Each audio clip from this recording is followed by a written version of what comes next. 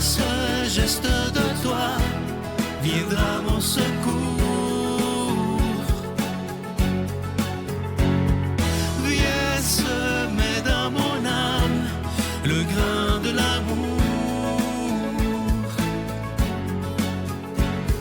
Je traverse un désert et je meurs de soif. Montre-moi le mystère qui garde la foi.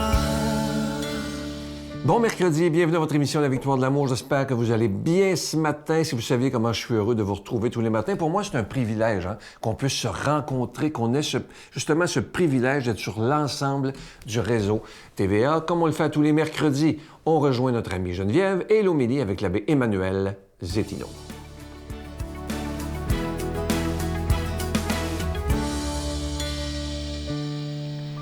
Aujourd'hui, on va se parler du plus bel attribut de Dieu, sa miséricorde. Et c'est ce qui nous permet d'avoir une vie qui rayonne. Quand on laisse Dieu et sa miséricorde s'incarner dans nos vies, on porte la lumière de Dieu parce que c'est comme un synonyme. Parler de la miséricorde de Dieu, c'est comme décrire les traits de son visage. C'est son identité, la miséricorde. Et il y a une dame, une gentille dame, qui m'a écrit une belle lettre. Elle me remerciait, puis d'ailleurs, merci pour tous vos beaux mots. Ça me va droit au cœur à chaque fois, c'est précieux. Et elle me demandait, Geneviève, j'aimerais ça, que tu nous parles de la miséricorde.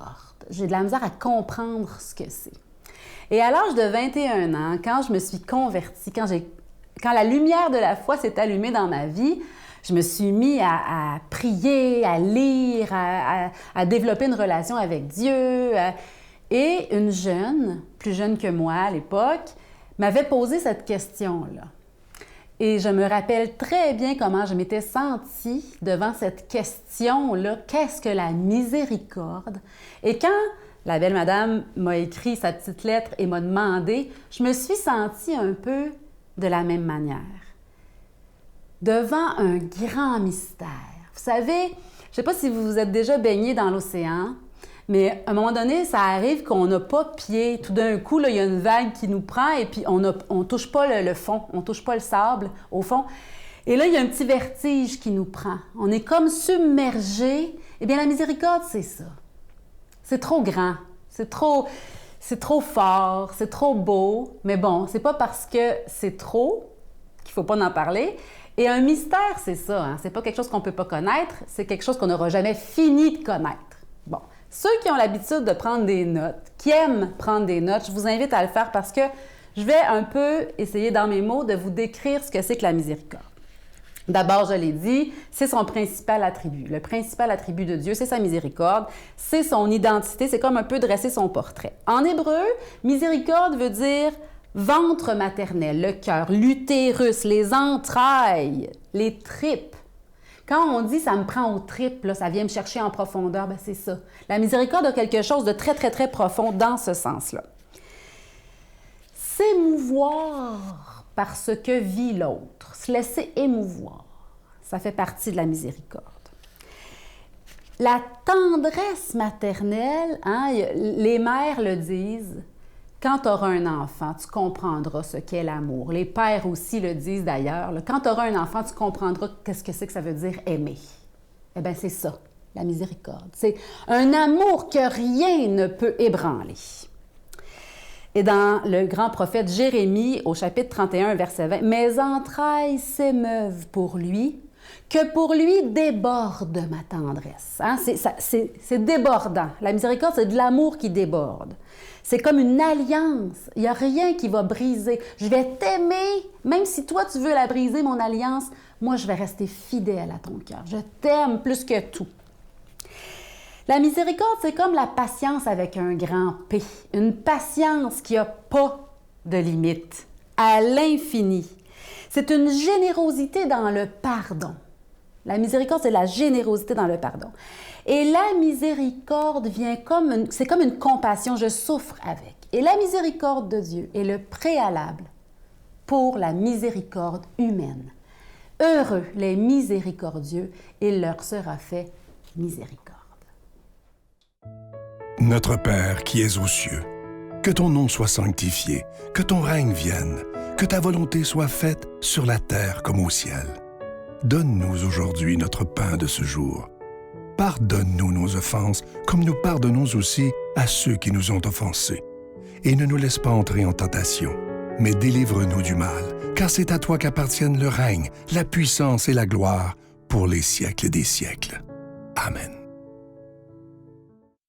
Joignez-vous à la Victoire de l'amour pour une retraite spirituelle inoubliable du 15 au 17 mai 2026, placée sous le thème Célébrons la vie. Vivez des temps de prière, d'enseignement et de partage avec le Père Gauthier, Martin Larocque, Chantal Lacroix, Jessica Poulain, Miguel Padilla et Sylvain. Ne manquez pas le spectacle spécial de Guylaine Tanguay au magnifique domaine Château-Bromont, un cadre idéal pour se ressourcer. Réservation information 514-523-4433 ou sans frais 1-888-811-92-91. Ensemble, célébrons la vie.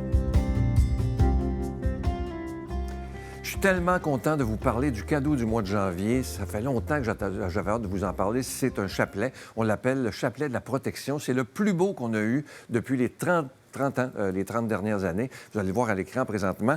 Et pourquoi on l'appelle le chapelet de la protection? C'est que les médailles, c'est Saint-François, Saint-Benoît, Sainte-Antoine, Sainte-Thérèse. Et dans le milieu, vous avez la Vierge de Notre-Dame de Lourdes. Et à l'intérieur de la croix, ceux qui ont des bons yeux, puis vous la regardez au soleil, vous allez voir Notre-Dame de la Guadeloupe, qui est la patronne des Amériques, selon Saint Jean-Paul II.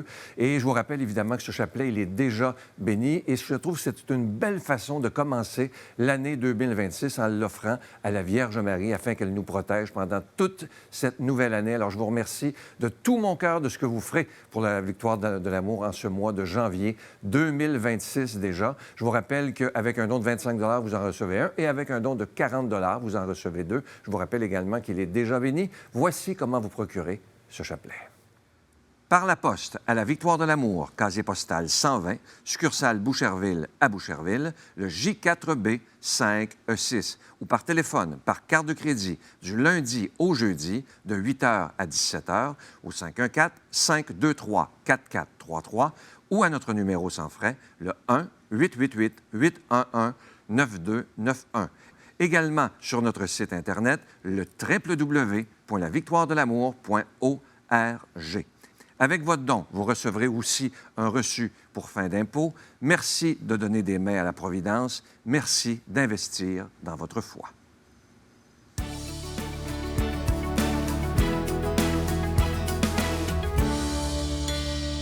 Mon Dieu, donnez-moi la sérénité d'accepter les choses que je ne peux changer, le courage de changer les choses que je peux et la sagesse d'en connaître la différence. Amen.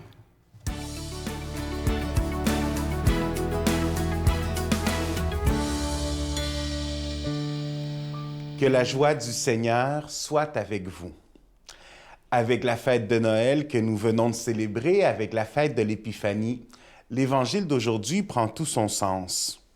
On nous dit que Jésus prend la parole et dit « Père, ce que tu as caché aux sages et aux savants, tu l'as révélé aux tout petits. » Comment aimer Dieu et comment s'approcher de Dieu comme un tout petit? Alors Noël nous l'a illustré.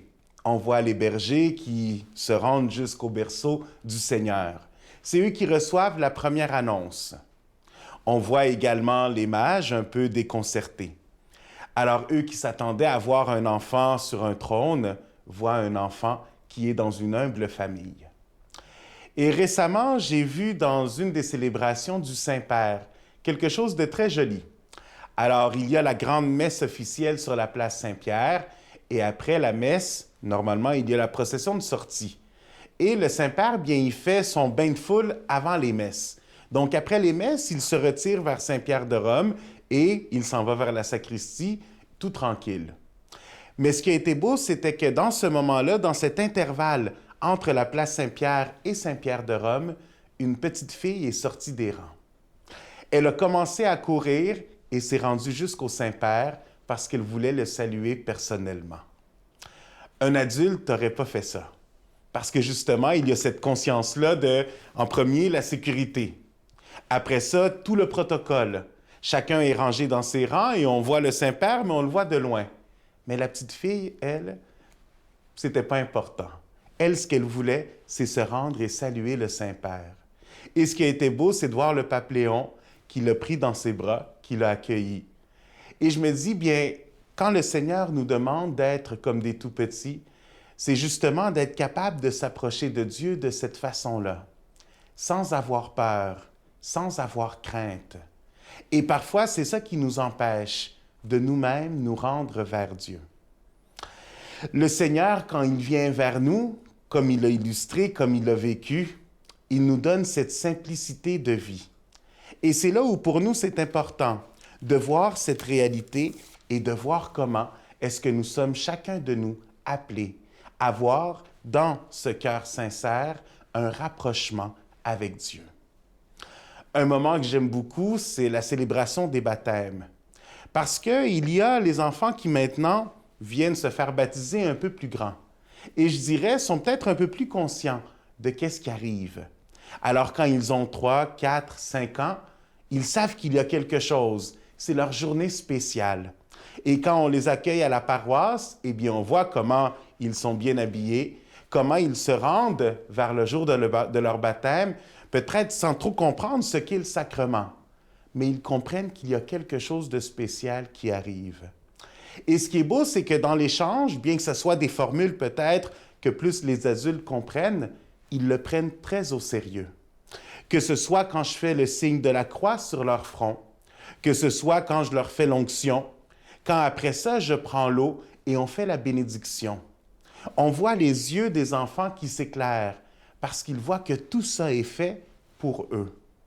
Et de là, c'est pour nous l'important de les amener vers Dieu, de leur faire découvrir que ce sacrement qu'ils vivent, que ce moment spécial n'est pas comme leur anniversaire ou n'est pas comme la rentrée scolaire ou quoi que ce soit.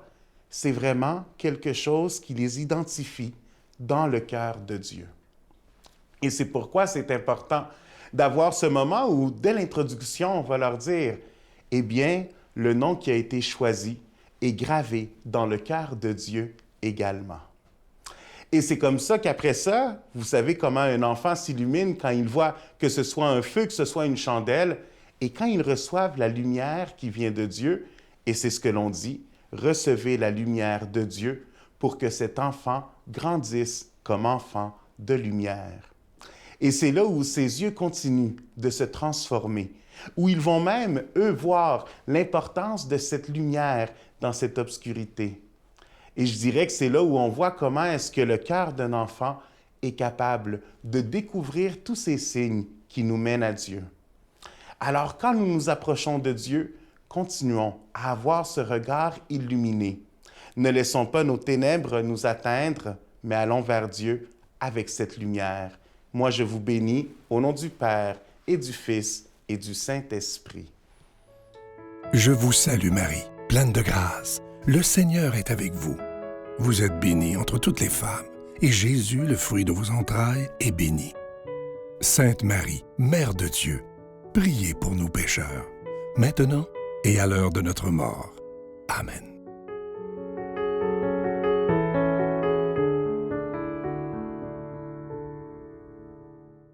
Avant de vous quitter, je vais vous laisser avec une belle pensée. Ça dit beaucoup. Écoutez bien ça. Rester en colère, c'est comme saisir un charbon ardent, c'est brûlant, hein, avec l'intention de le jeter sur quelqu'un, et finalement, c'est nous qui nous brûlons. Écoutez bien ça. Rester en colère, c'est comme saisir un charbon ardent avec l'intention de le jeter sur quelqu'un, et finalement, c'est vous qui vous brûlez. Réfléchissons bien, hein? Je pense que je le traitais un peu comme mon assistant personnel cosmique, là. Il était là pour me bénir, pour faire en sorte que... Il y a tellement de monde qui pense comme ça, c'est le Père Noël, puis exact, le magicien. exact. Je le sers parce qu'il me fait du bien, puis... mais effectivement, c'est pas ça. Tu viens relever le faible, tu le prends dans tes bras, tu le conduis vers ton Père, qui le console ici-bas. Entends les cris de ma prière, sois mon secours et ma joie.